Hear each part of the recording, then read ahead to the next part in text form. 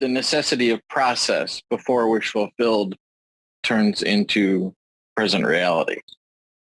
There is no process required, but there might be a sequence of appearances. If you're not indulging in the sequence of appearances, then you could say there is no process.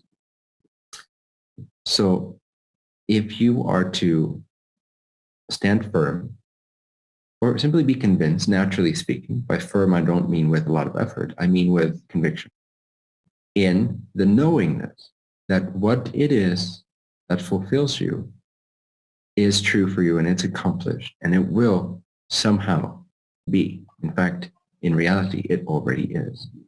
If you can simply align to this state, to this energy, and let go of any need for it to appear a certain way, to not engage with the hows and the whens, at least not with a sense of personal doership, then there might be a sequence of appearances to seemingly take you through the illusion of linear time to end up at your destination.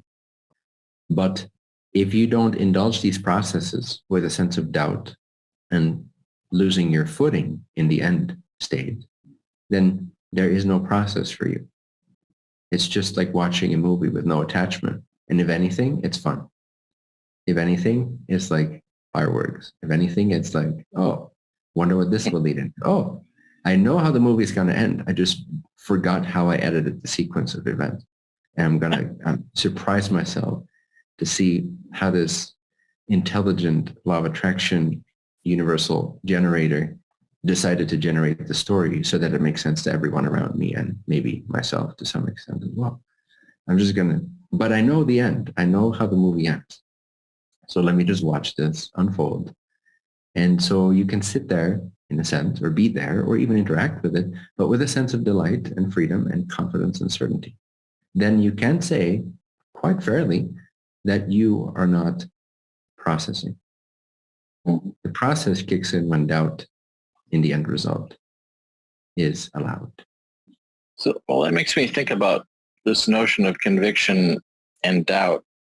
Because I've noticed that sometimes I just kind of end up waking up in conviction.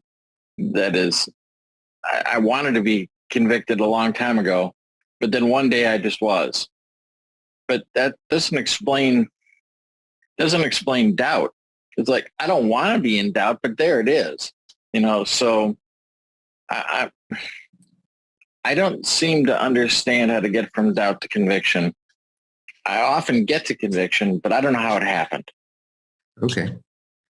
It can happen in many different ways. So it's case by case basis. Do you have a specific question, or are you requesting a tool of some sort? Well, I mean, I can speak to something that's going on for me right now. I mean, I've got a very clear idea of what Shambhala looks like from my perspective. And it really feels right and it feels certain. But I have some physical limitations that are standing in the way right now. I had a stroke a couple of years ago and I'm still recovering from that. And I'm going to have to recover further before this vision of Shambhala I have could possibly be. I'm physically incapable of it in this moment. So it seems like there's still a process in between here and there. Even though I really am convicted about it. It's clear to me. I know what's going to happen. It's absolutely certain. But time keeps getting in the way. Like, why is it taking this long? That's the thing that keeps bothering me. So does that answer your question? It gives me a question, yes. Okay. So a small portion of what you said sounds really good vibrationally, and the majority of it sounds like you're coming from a point of view within linear time. But certain things, like I know for sure, I know with certainty that's what it is, that's what it's going to be, and so forth. That's what feels good because you're speaking from that conviction. But then your attention or your focus dwindles into the conditions that you place upon it. I know it's challenging to enjoy the fruits of what you're feeling, or what you're desiring, in this case, let's say Shambhala, to enjoy the fruits of that with an almost complete neglect for whatever is within the current frame of linear time. But that is the trick, to learn to enjoy the vision and the certainty of what is and let go all attachments.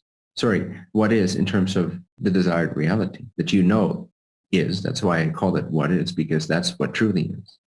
When you know that that is what is, then that's all you need to know. Then you are in the other what is.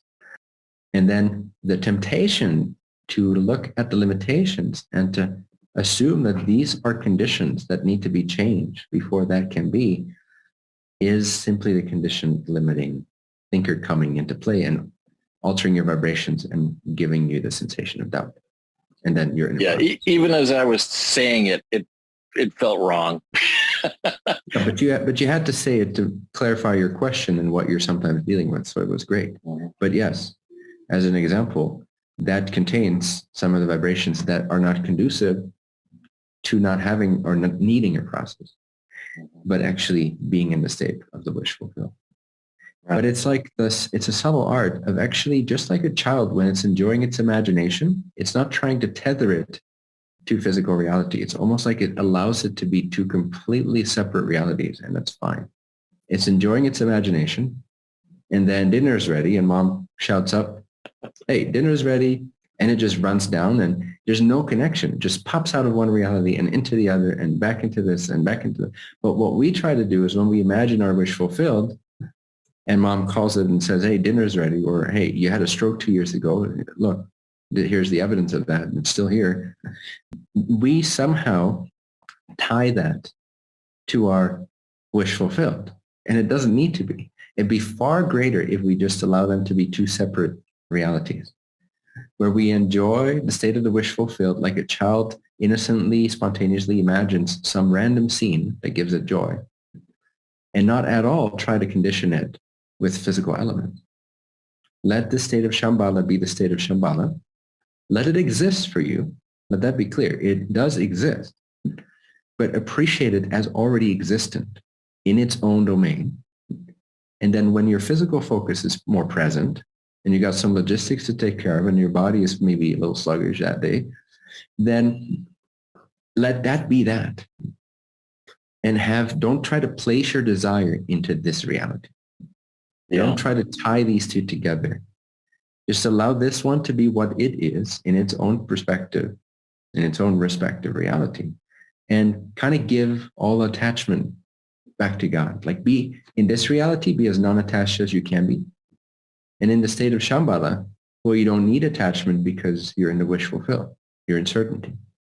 So it's a letting go of attachment, especially how, when, what, because those all create this imaginary tie between that and this reality, and there is no tie because it's literally an alternate universe. So if you love it separately, go ahead. Well, that makes me think about this notion of shifting timelines, because it seems like even that concept is a little flawed, and the timeline implies time, and they are all mutually existing without interaction. Wow. Okay. I think I got the point. Thank you. Nice. So then one more emphasis on what I just shared for everyone here also is see how much it takes the pressure off if you don't expect this reality to shift into that reality. What if you just allow them to be parallel realities? And in time, you can add a third, and you can add a fourth, and you can add a fifth, and truly experience yourself as a multidimensional, timeless, or at least nonlinear consciousness. And you can traverse between those different frequencies and tap from one into the other, and not necessarily fixate on the one that is most physical right now as if that's the most real just because your physical senses are there. It doesn't mean that. But allow them all to coexist. This takes the pressure off. It doesn't condition your desired fulfilled state by the limitations you perceive in the physical one.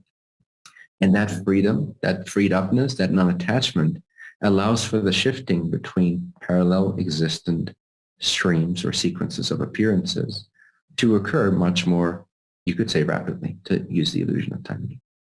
Yeah. But if you put the pressure on this one, try, okay, I believe in Shambhala, but here's what this one looks like. You are now drawing a condition between those two that doesn't structurally, mechanically exist.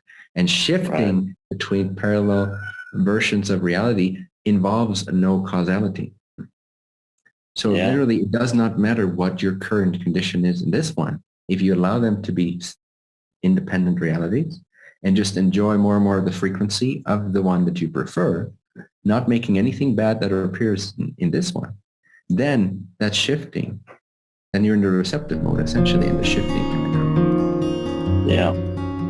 I've been accidentally doing that somewhat, but I could definitely be more conscious of it. Sweet. All right, thank you. Thank you.